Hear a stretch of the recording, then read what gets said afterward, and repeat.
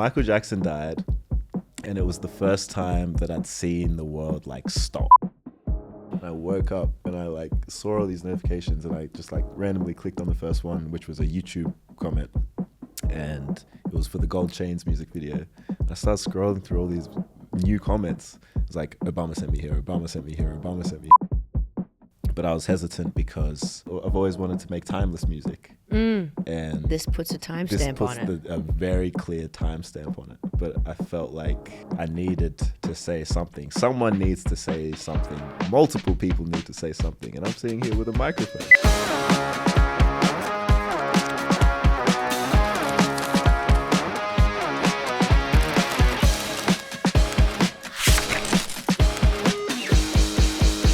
Listen up. Today I am joined by Genesis Owusu. This is the Australian artist who his live show was so big that he broke the floor at the iconic Enmore Theatre in Sydney. It was all over the news. No one has ever done that before, yet his crowd was able to do it. And that's because his music is profound. It is large. It is genre bending. He does not fit in one box. He is so well known for doing these concept albums. He has 2 ARIA winning albums behind his belt, and he's just dropped a 3rd studio album. It is called REDSTAR Woo and the Worldwide Scourge. It is quite the title, but we're going to get into what that album's all about. It's very much set in the now, commenting on the world today. And what I love about this interview is, oh my gosh, you can learn so much from this man. And I really hope that the world listens to what he has to say. So listen up. This is Ash McGregor with Genesis Owusu.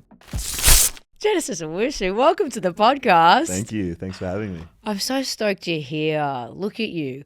For people who aren't too familiar, every album release you do, you really change up your whole look and it becomes you. You like live out your album. Run me through the fit today. Well, this is just me. You excited for a little of me? Yeah, just some light. Detailing on this. Just some light, you know. Well, I mean, going into what you just said, I think for my past albums, they have been very like fantastical, conceptual, metaphorical, character driven. And you know, what you're seeing is me. It's Kofi. I love Kofi Owusu Ansah, because this album isn't really fantastical. It doesn't exist in another world. It exists on planet Earth here now, 2020s.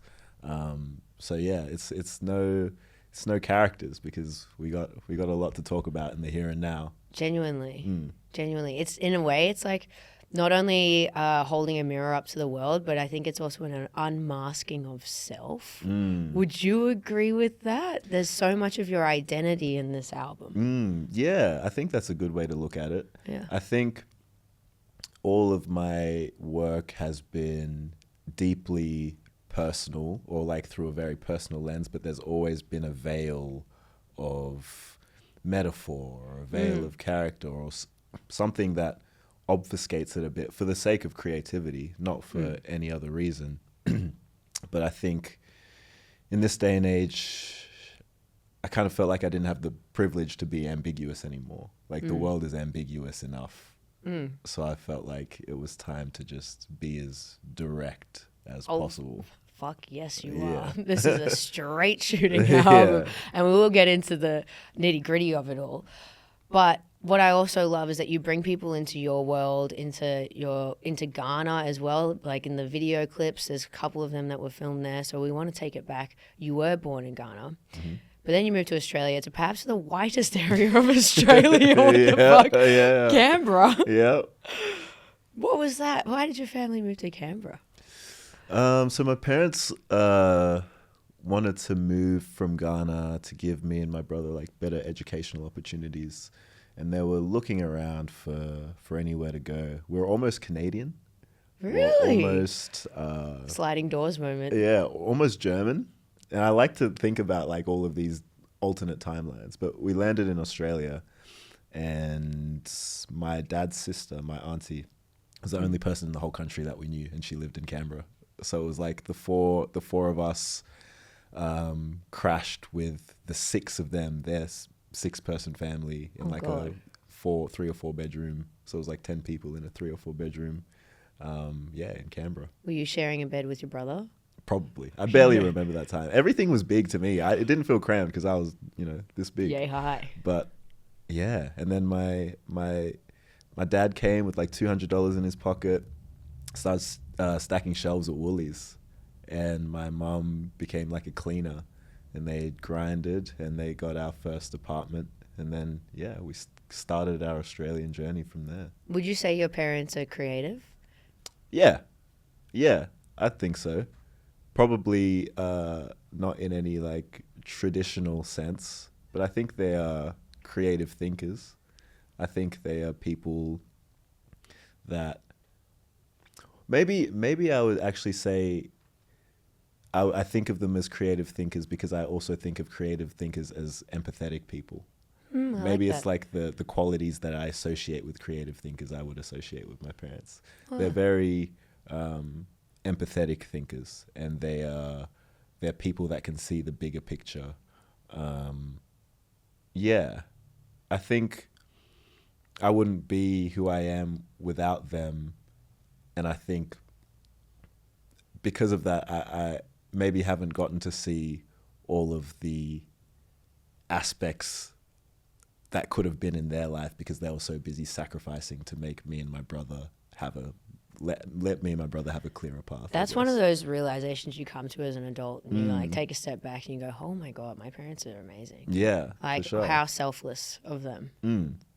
And then for your brother to also be in music as well. Yeah, clearly they're doing something right. It's crazy to have two very expressive sons. Yeah, they like came to Australia like kind of typical immigrant fashion. The sons are going to be doctors, lawyers, engineers, and they're like, I want to be a rapper. Was that ever a conversation when they were like, why? Yeah. Or were they always really supportive? Well, shout out to my brother, 5 years older than me, so he got the brunt of everything. And it was the first time that they saw him on Channel V.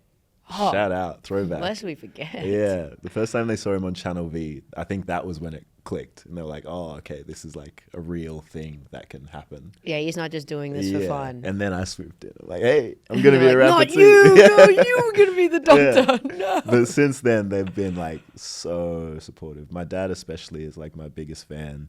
He'll probably see this before I see it. Like he's like on it. Like, oh wow, he sends me all kinds of articles. Man's got from Google around alerts the on your name. name. Yeah. So yeah, they've always been so supportive. That's mad.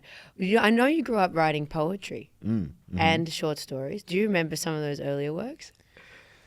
Not really on it. Oh, actually, no. I remember my first short story, which was about an alien sighting. An alien sighting in someone's backyard, and no one believes the little boy, like a boy who cries wolf type of thing. And it ends up being like kind of post-apocalyptic because no one believes this boy, and then the aliens kind of take over and like, start running the world. And I wrote this. I remember this from kindergarten. Do you remember what it was called?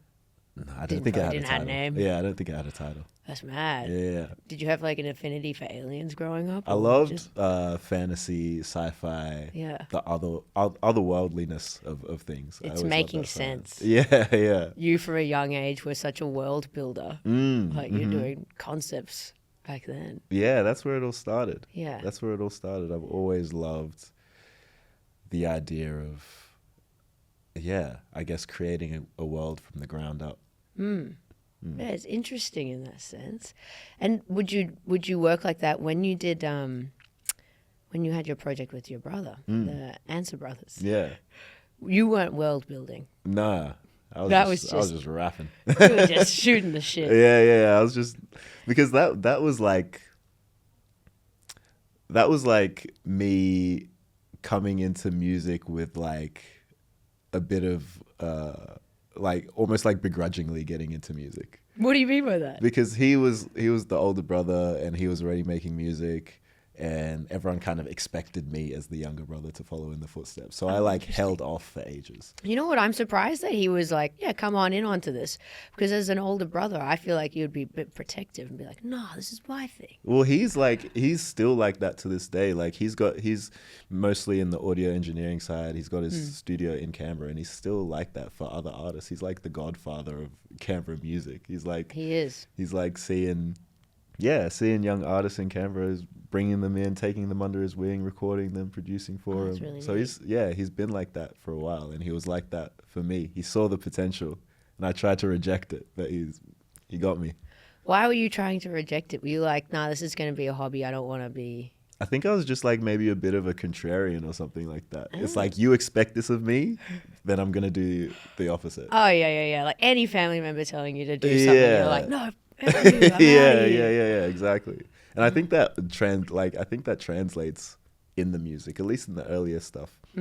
Like a lot of the reason that the music sounds the way it sounds is because when people looked at me and, you know, said I was a rapper or something like that, they would expect a certain thing. They would expect, you know, Yeah. 4 walls in a box. So I kind of wanted to shatter that box and do something else. It's kind of always been a streak that's been running through. Okay, so the contrarian in you, the like rebel in you has remained throughout. Yeah, less so these days. I think there was, as much as I'd like to say like everything has always been about you know, self-expression and you know, doing what's authentically me, that has always been a big part. But I think when I was younger, there was a lot of like creating almost out of spite. It was like, I'm going to show you that I'm going to be like fucking sick. But now I think I'm actually just doing it for me. It's like there's no, I think spite is actually like a really powerful fuel as well. Yes. But now I've gotten to a point where it actually is just for me. It's like the other. What do you think was the turning point? Was it having the success behind you, or? It was actually, so it started, I first realized it when Michael Jackson died. And Oh wow, way back when. yeah, Michael Jackson died, and it was the first time that I'd seen the world like stop. And I think I was in year 5 when he died, year 5 or year 6. And yeah, I'd never seen the world stop like that. And it kind of freaked me out because I was like, well, people die every day and the world doesn't stop. It's like, when I die, it's like, if the world doesn't stop, then like, what did I do? What's the point? Yeah. It's very existential, Genuinely for existential grade for a year 5. 5. But then that kind of put the fuel in my belly that was like, I got to be like a superstar. And that's kind of when the like, I'm going to show you that I can be the best thing kind of started. Yeah. I'm But not going then- to half-ass it. If I'm Yeah. going to go into this, I'm going to go the full way. But then I kind of got into the music industry and I saw what it actually took to be a superstar. And honestly, it was a lot of conformity. It was a lot of catering to people. And it's like people that don't even like music. And it's like, it's kind of like I don't care if you boo because I see what you cheer for type of thing. It's like, love that's a bar. yeah, Holy it's shit, like, I I don't love that. respect your taste. Why would I conform my art Yeah. to please you?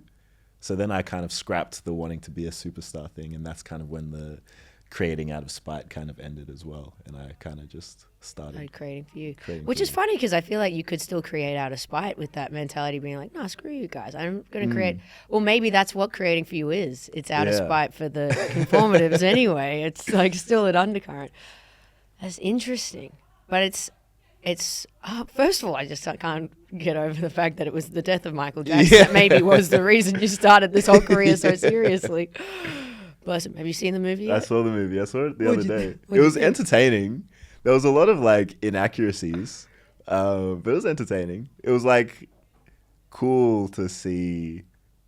You know, I kind of yearned for Australian theatre culture to be better when I saw it, because I was seeing like TikToks in Yeah. London and like they were all dressing up and doing the spins and Yeah, the come on, guys. We can get around it a bit more Come here. on, we could get a few hee-hees in the Did theatre. you dress up? No, I didn't. Oh, well, I went with a look at friend. I went with a friend that like wore the some Michael shirts and stuff like that. Mad. But yeah, you're right. You got to lead by example. You got to lead by example. But yeah, I did see the TikToks of people like hee-heeing before the movie started, and I thought, this is my kind of movie. I remember one time going to like the midnight showing of oh, this is going to sound horrible that I did this actually. It was on Valentine's Day. It was 50 Shades of Grey. Ooh.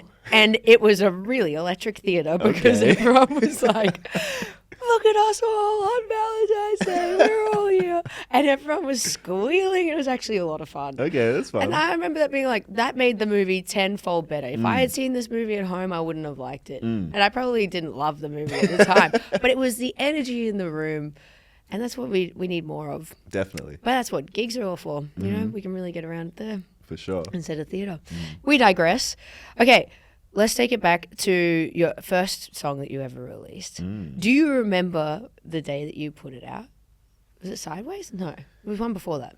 All right, the first song that I like released as like a professional artist, or like the first song I like released ever? Because tell me the first one you released ever. Talk to me about that. What was the first one? The first song I released ever was a cover, and it was with some friends this was in year 7. Actually, no, in year 6 even. In year 6, my brother, he discovered auto-tune, and he was like heavy on like the like 808s era Kanye, and I made a song with him. But I can't remember what it was called. But he had another song around that era called Swagger Splashin'. Oh my God. So I think like by the title of that song, you can kind of feel what that era of this music was like. So it was auto-tuney, like someone find 08 Kanye Swagger Splashin' vibes. So that's, I'll just leave that with you to, you know. Were you on it? I wasn't on Swagger Splashin', but I was on a song of the same, like, in the same era. Yeah. Wow. Yeah. Is it still out there? Maybe. If someone could please deep dive and find that, I would absolutely love it. It might be out there. That is incredible. Okay, well then, the first one you released professionally as an artist, so, I'm sure is a complete different vibe in that sense. Yeah. So, Sideways was my first single, but right before that, I had the Car Drive EP. Yeah. So that was the first thing that was like on Spotify, on Apple. That's interesting that you started with an EP straight off the bat. Yeah, because I actually had it. I wrote it when I was 15 or 16, and then I didn't release it until I was 17 or 18. And that was the same year that Sideways came out, and I signed my deal, and then I started like going. Damn. Yeah. Why'd you hold on to it for so long? I have always wanted to make timeless music, like ever since the start. And I figured the best way to do that is like, if I don't want other people to get sick of it, I have to make sure that I'm not sick of it. So I listened to it for like a year before I put it out. And after the year, I was like, okay, I'm not sick of it. It's funny because on this podcast, you get artists that come and sit in the chair and they go, you can't be a perfectionist. You got to just keep releasing music, just get it done, put it out, blah, blah, blah. And then you hear the other side of the coin where it's like, no, if you want it to be something that you're going to listen to for the rest of your life and have it attached to your name, you're going to have to love it for many years. So sit with it. And I think there's validity in both aspects. I think you can't have every artist being like this meticulous, like, can't all be like introspective and artsy fartsy, because it's like a blessing. You just need music like to not have to think as well, and you need music to enjoy and to dance, and there's that aspect for it. But because there are all of those artists, I also have the privilege to take my time. I don't think the people of the world are in a drought for any new music. Like there's so much going on there, so I can take my time and release my art when I feel is right. That's true. It's interesting that you had that from the get-go, this mindset, and I respect that. You really started coming onto my radar when you started working with Callum from Free Nationals. What you're trying to do, what else did you make with him? I made What You're Trying to Do with the team. Yeah, that was a big one for me as well. And Good Times. Yeah. Fucking 3 bangers, those ones. Back to back to back. Genuinely. Yeah, I met him. Talk to me about that relationship. I met him in a bar because they were doing a laneway tour at the time. And I was just playing a show in this little bar in Brisbane. Black Bear Lodge, I think. Shout out, still there. I think it was Black Bear Lodge. The day before that show in Brisbane, I was supposed to, me and my girlfriend at the time, who's now my fiance, shout out. Congratulations. Thank you. We were trying to drive to a Moses Sumney show. We live in Canberra. We're trying to drive to a Moses Sumney show in Sydney, and my car broke down, and we had to get towed back to Canberra. So we didn't see the show.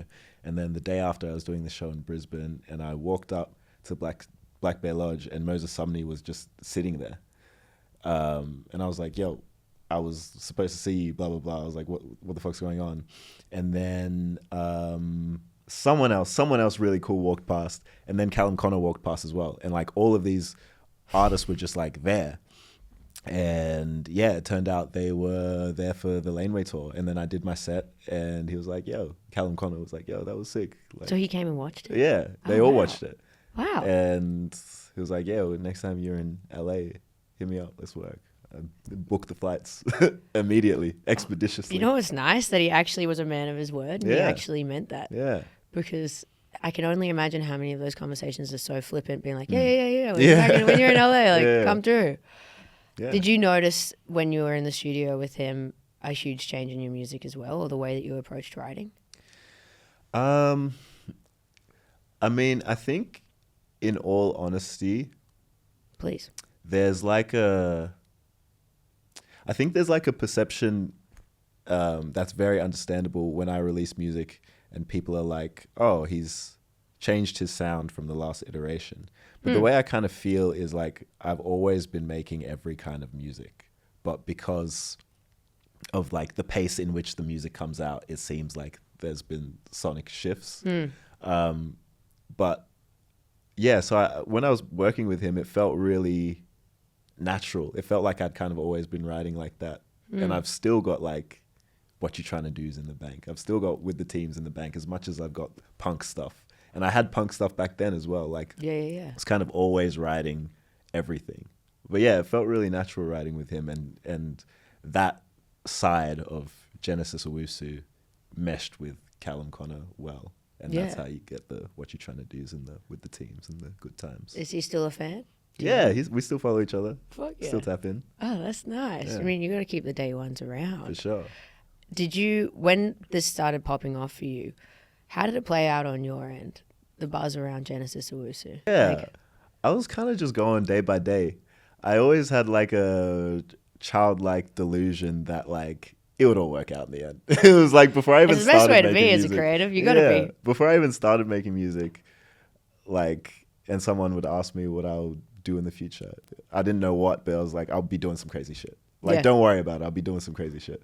So it was never like extremely strategic for me in that sense. And yeah, kind of like you said, it was like everything was kind of happening and I was just kind of rolling with it. I was like, oh, this is cool. Yeah. Let me just like keep going and see what happens next. And then what happened next was Smiling with No Teeth. And that's insane. Yeah. That for a debut album, it was everywhere. Yeah. Fucking Barack Obama's putting you on his end of year favorites list. That was crazy. It's interesting because also the time, that era, and still is, not a lot of people do concept albums. I don't know why. Maybe they just don't want to think of their music and put it in a narrative form or have sort of a confine to it. But like when you put that out, that did feel so different to what a lot of people were doing in the music scene. And I think that cut through on this level, but then the music itself, that's you again saying that you don't conform to one genre of music. You can really splash yourself against, you got the slower moments, you've got the heavier, punkier moments. Even in this new album, you got like the Brit rock moments. When you were putting out Smiling with No Teeth, did you know that it was going to turn into the beast that it was and really cement you? Or when we were in the studio, because we made it with what's now known as the Black Dog Band, I feel like we were all having so much fun jamming and creating these songs, but I felt like in the back of all of our minds, we were like, this could probably go nowhere. Because up until that point, kind of like you said, I hadn't heard an album like that go anywhere in the Australian music scene. Yeah. So it was like we were just having fun and we were making music that we thought was great. and then it did go somewhere. And it was kind of just like, oh, that's cool. This is like a happy bonus, a little cherry on top to everything. But yeah, like to answer your question, like, no, I had no idea that it would turn into what it turned into. Yeah. Is there a moment from that album cycle that you pinch yourself about? Like a DM from someone or a support slot that you just can't believe you got? I think the Obama one is big. That's huge. Yeah. I remember that day like really clearly because I'm not a morning person. I wake up late. And I remember being woken up by my phone. It was next to my pillow and it was vibrating my pillow because I was getting that many notifications. And I woke up and I like saw all these notifications and I just like randomly clicked on the first one, which was a YouTube comment, and it was for the Gold Chains music video. I started scrolling through all these new comments. It's like, Obama sent me here, Obama sent me here, Obama sent me here. And you're like, Obama did what? Yeah, like, what is this? I thought I was in some sort of elaborate like YouTube prank. Like I didn't know what that meant. Yeah. And then I clicked on like the Instagram notifications and I saw the actual list. I was like, oh damn, Obama really did send them there. Yeah. Do you think that list did something for you? Yeah, I mean maybe. Like I think so. I think so. It's hard to know because there was just so much happening. And I wonder how he found you. Yeah, I still have no idea. I still have no idea. It's tapped in, I guess. Yeah, mad respect to Obama. Abeezy. I wonder if he's kept up to date with the career since then. Genuinely. Well, that album, you won Album of the Year at the ARIAs. Did you feel pressure when going into album number 2, Strugglert? Yeah, I did. Because I didn't really feel like I was maybe ready to make a second album. But I hear, now that I've spoken to so many musicians, it feels like no one's really ready to make their second album. Yeah. Yeah. When I first thought of the concept of Strugglert, I actually wanted it to be a movie. Like I kind of was like, the same way I'm like been jumping around genres, I'm like, let me jump around mediums. Let me like make a movie. I want to make films now. Right. Your label's like, oh, this guy. It's like, we do not have film money. I'm like, all right, fair enough.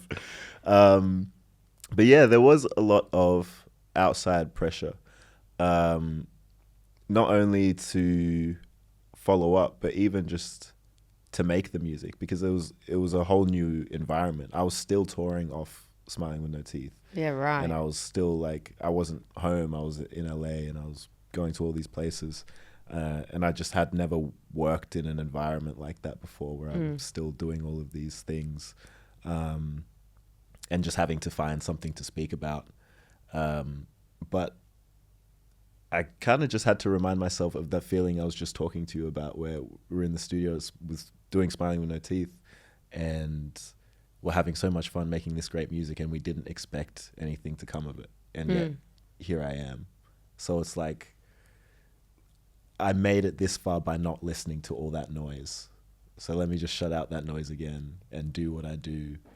Get freaky as fuck. Get weird. Like, let's make an album about a roach. Like, and he's running away from God, and he's wearing big glasses and blah blah blah. I'm gonna shave my head. Yeah, big red stripe. Everyone's like, "Are you okay?" And damn, and here we are, album of the year again. Whoops. Yeah, you got to trust in the process, because I can only Exactly. imagine at the start of that album, like if I were your label, you know, I'm looking for you to probably make something a bit commercially viable. Like, okay, we've got a lot of eyes on us. I don't know how left of field we can lean with this, and then you to go into the studio, come out and be like, okay, picture this. It's a roach. And they're like, that's not what we asked. Yeah, I mean, shout out to the label, man. Shout out to Andrew Clifford, my manager. Yeah. I remember being in the studio with him, and I'm making my weird as fuck music, and he asked me, he's like, and not in any kind of like, in a completely sincere way, he's like, are you gonna die on this hill? Like, if this stuff doesn't work out and there's like an avenue to go pop and, you know, make some money off it, are you gonna die on this hill? And I said yes. And then he said, okay, well, I'm right there with you. Wow. Yeah. Having someone in your corner who will back you to the edge of the earth is so rare. Yeah. especially someone who's like having a day one like that. Yeah, so shout out. And they trusted in the vision, and we made album 2. Yeah, Boom. yeah, It we got freakier. We got freakier, and here I am today, still kicking. Yeah, genuinely. Okay, so now we're entering REDSTAR Woo and the Worldwide Scourge. Yeah. Scourge was a word that I hadn't really I don't think heard. I don't think many people have heard that word, because I've been talking to people and it's been a completely different pronunciation. Did I say scourge or something? Scourge, scourge. It does read as scourge to me, but That's it is cool. scourge. That's fine. It's scourge, yeah. Okay, talk to me about this one. You're angry. Yeah. Yeah. I mean, yeah. Like, I'm living here on planet Earth in 2020, and I'm seeing regular working people like not being able to afford their groceries and rent, and people paying taxes, and those taxes being used to drop bombs on brown people, and then the politicians are like, no, everything is fine, everything is all good, don't worry. And it's like, I felt like everyone was being mass gaslit, and no one knew what the fuck is going on. And at the same time, it was like we're going through these crazy cultural shifts where it was like really cool to be greedy and racist and like really hateful again. And you could see that in the way people were interacting with each other, but you could see it through governments around the world. All these super far right governments were popping up all over the world, like a great wave, like a worldwide scourge, which is where the album title came from. And there were so many people, friends of mine, different musicians and artists, who kind of just like didn't know what to say. I was writing this throughout 2024 for context as well. Yeah. Just didn't know what to say. And a lot of times I didn't know what to say either. So I was just like, let me just say what I see completely directly, which was like we spoke about earlier, it was a huge departure from sitting down and creating a whole world and creating these characters and blah, blah, blah. It was a huge departure.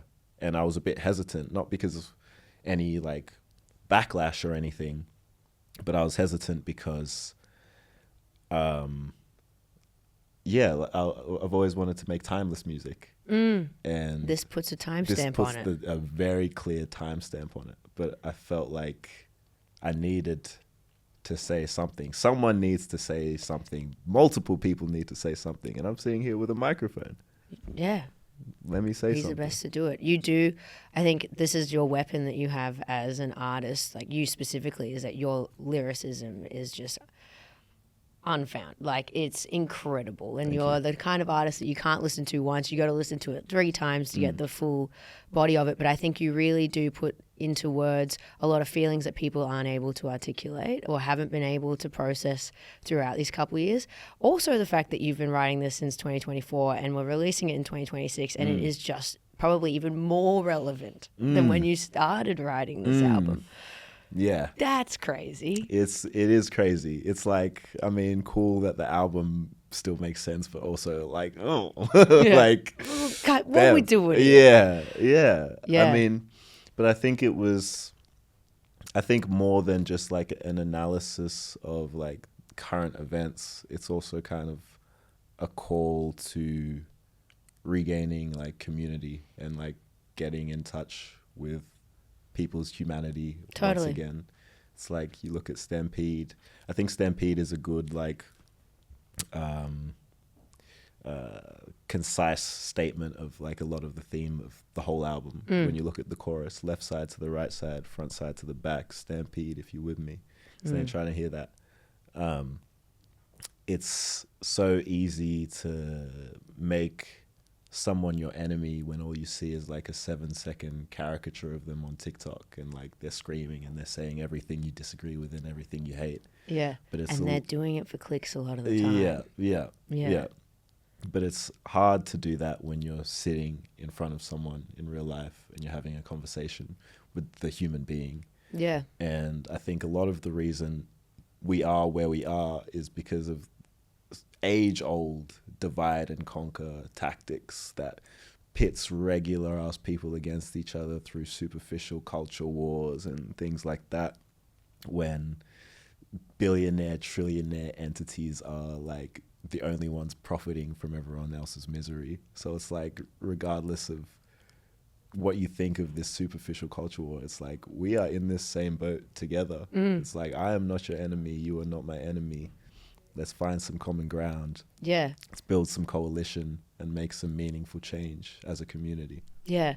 This reminds me of verse 3 in the Worldwide Scourge, where you're talking about Twitter and the, you know, all right, now you're going to be versing this, like, let's pit these people against each other. And it does feel like a sleight of hand magic trick where they're doing, look over here, when actually the real problem is over here. Absolutely. And we're all looking in this corner, Absolutely. being like, just having a fight on fight. And it's like, we're not actually, where did this come from? Yeah. But we are, this is a conversation I have been having with a lot of people lately, which is that we are in the day and age where, like, it's so easy to be mean, and it's so much, there's so much of it that you just get stuck in a cycle of, like, that becomes your automatic nature, is to judge a work instead of praise a work. And instead of celebrate someone, be like, oh, well, they could have, oh, it wasn't like this. Yeah. You know? And I think and even on micro levels. Yeah, and in an internet age where the most engagement gets, you know,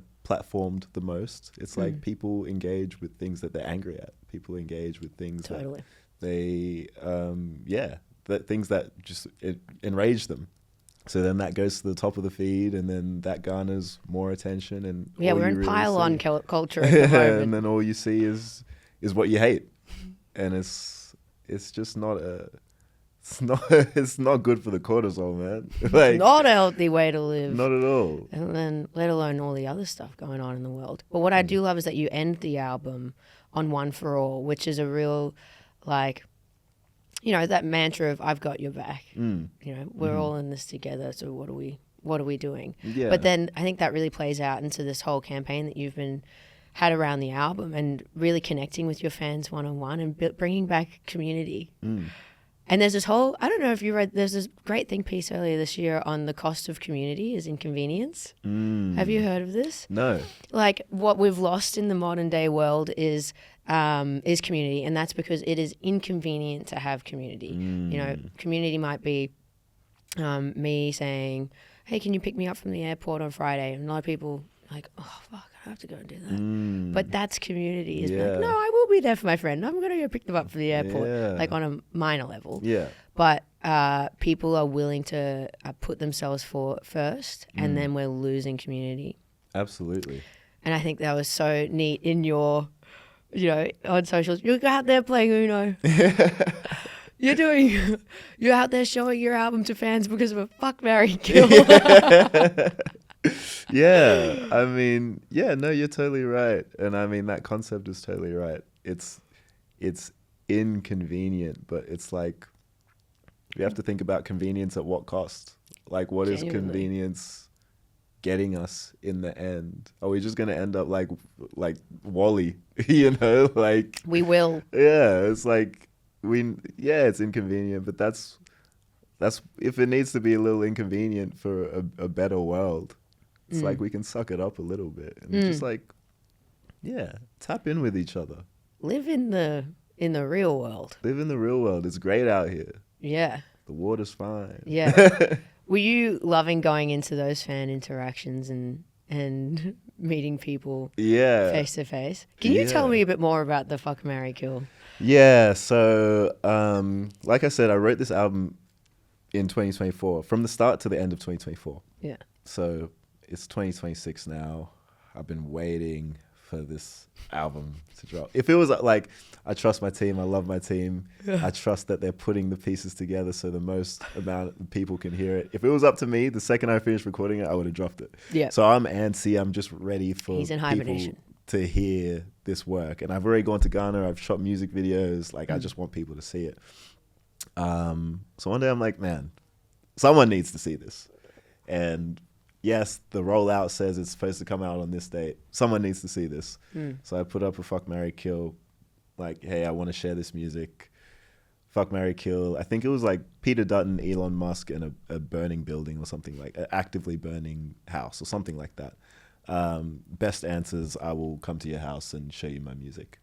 And yeah, there were a lot of responses. So I picked maybe like 5 or 6 people and just DM'd them. I DM'd them with the just a pointing emoji, just like this. You have fun. And then I was like, yeah, you made it. What's your address? I'm coming over. I'm coming over. So I just came over to each house, just drove around Canberra with my laptop.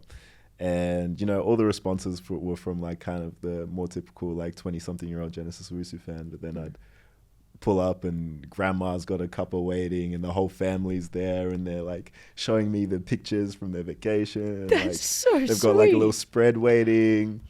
And it's just me and my laptop and they're like out like crowding around watching the Stampede video like months before it comes out. That's so mad. Yeah. And I just went house to house, delivered the music by hand. Yeah. And then like the team and my family were like, what the fuck are you doing? Like, it's a little risky. Yeah, it is like, what are you doing? Like, this is weird as hell. It was risky. But you know, do you reckon you made new fans with the older generation and whatnot in the house? Maybe. Who like, yeah. I mean, yeah. Granny loved it. Granny loved the bike riders. Let's go. You know, as someone who listens to a lot of music, and I've been in cars where people go, "Let me play you a new song," and I go, "Okay." Were you sitting there, being like watching their reactions? Yeah. Ooh, this moment's coming up. Yeah. It was. Yeah, it was definitely like that because I was just expecting the Genesis Owusu fan, not the whole family, but like, yeah, they loved it. They loved it. So that was great. And it's like, yeah, it could be a little risky, but hey, convenience at what cost? That's right. Also, high risk, high reward. High risk, high reward, That's baby. Right. Cha-ching. The Stampede music video though is mad, and you do It's bring crazy. in a real bikie gang, right, from Ghana. Yes. Okay. How did you find them? How did you convince the bikie gang to do this? What were they like to work with? I have so many questions about the bikie gang in Ghana. So we shot 2 music videos in Ghana and I flew out the homies, Isaac Brown, Gina Wagstaff, Annabelle Blue from Sydney they were the directors / creative directors. And then the whole rest of the crew was Ghanaian. So how did we get the biker gang? They were just locals. Like the local crew, like the whole crew was Ghanaian. So they just knew him. Yeah, they knew him. They riding bikes around the streets, like they knew him. Okay, when you say bikie gang, my brain thinks like they're like scary. No, like they're a badass. biker gang. Like they could really do some damage They're a to gang. you and your family if you did something wrong. Yeah, but it's like they're part of the community. Like everyone knows. So everyone just knows the biker gang. Yeah. Yeah, so the crew from Ghana locked us in. The gang loved the song, I guess. They fucked with the music. Filming it was fun. Like you couldn't really tell them what to do because obviously they're a bikie gang. So they were just kind of doing what they wanted. If they wanted to stand up on the bike, they'll stand up on the bike. They wanted to pop a wheelie, they'll pop a wheelie. But yeah. At the before the music video even ended, I think they just got bored and left at one point. You turn around and be like, "Where did the game go?" Yeah. It's like we still had like 2 hours left, and we had to like beg them to come back to finish the video. I think like 3 of them came back, so we just like That's did what hilarious. we could do. But yeah, it was cool. Like yeah, the reason we knew them is literally they are from the community that we're filming in, and it's like we were filming in like. The kids from the community were like sitting out and like cheering them on as they were doing their stunts, and like we were filming on the same street for a while, and maybe a truck wanted to come in, and one of the local neighbors was like, wait, they're filming. They like the whole community kind of became part of the crew and became part of the team. It was really that cool. would have been so mad to be a part of and to witness. Why did you take your music videos back home? I didn't intend to initially. My parents moved back to Ghana and they moved back to retire. So me and my brother were just going back to visit them. and I had this album. And we had can write this off on tax. Yeah. That's how my brain works. I had this album and I had no visuals, and it felt right. I hadn't been back home in 11 years. Wow. Yeah, it felt right to see it again, but it's like it was also an opportunity to bring all of my listeners with me. Genuinely. It was like I was seeing it for the first time as an adult, and I could be a conduit to let my listeners in Australia, my listeners in the US, my listeners in the UK see it as well for the first time. It wasn't like I'm going to Ghana and I want it to be like this, and I want it to be like this, and I want it to be like this. It's like we tapped in with the community and we learned from them. It's like, yeah, there's a huge biking scene here. Yeah, there's a huge horse riding scene here. So like, cool. Like, let's show that. Let's show the real subcultures and the real community. Yeah, and just demystifying what Ghana looks like, boots on the ground. Exactly. Because I would have no idea as someone who's never been. Exactly. Yeah. And it also really does tie into the REDSTAR Woo side of this title. Yes. So when you look at the Ghanaian flag, it's the main colors are red, gold, and green, and a big black star in the middle. And the black star represents the independence of the people. Because Ghana was the first African country to gain freedom from colonialism.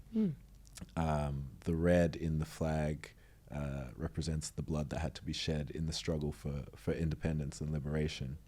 And it actually ties into the Life Keeps Going video. It's not a super obvious part of the video, but the place we shot it was Black Star Square, which was a commemorative monument and stadium that was built to commemorate Ghana's liberation and independence. So to be able to film there in a place that's so important while I'm making an album that is about liberation and it's about rebellion from the powers that be in a place where they did that and they won, just meant so much.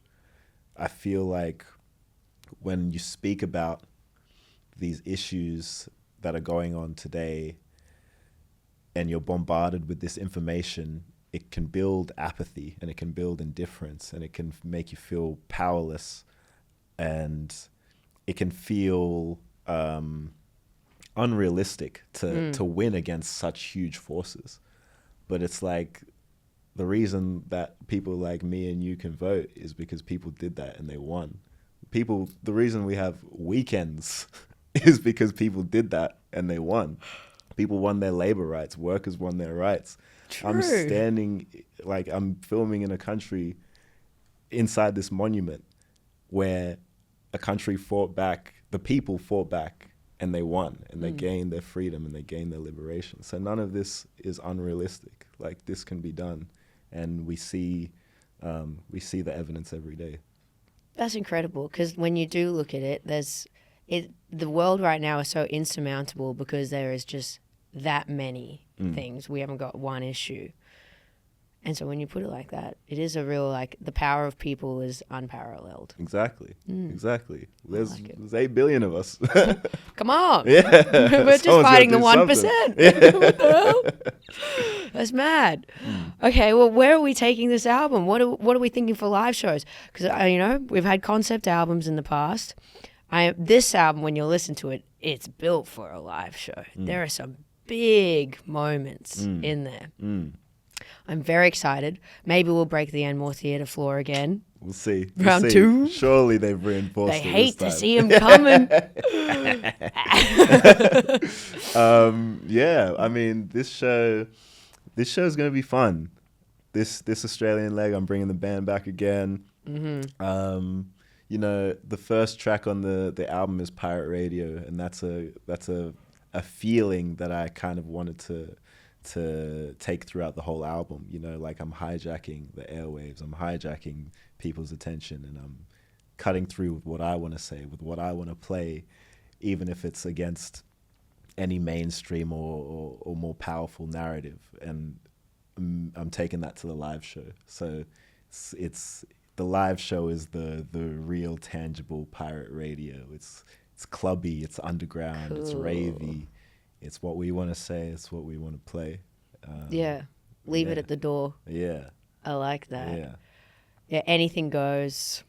Be yourself. Hair down. yeah. Let's fucking rage. Exactly. Tap in with your community. Oh, that's gonna be mad. Yeah. I'm loving this era. I really love seeing you like, yeah, you're stepping into self, and then also, yeah, acknowledging being the voice for so many people who want to be able to speak up, and you're doing it so fearlessly. Well, I'm trying my best. I'm just doing what the heart says. The heart says to do. I'm just trusting the heart, trusting the gut, and hopefully it leads me in the right direction. 100%. Well, you've had 2 years to think about it before releasing it. You've seen it. Still here. Finally, I can do it now. God. Well, thank you so much for coming on the podcast. Thanks for having me. I'm loving it. Can't wait to see the live show. Appreciate it. Thanks so much for having me. Of course.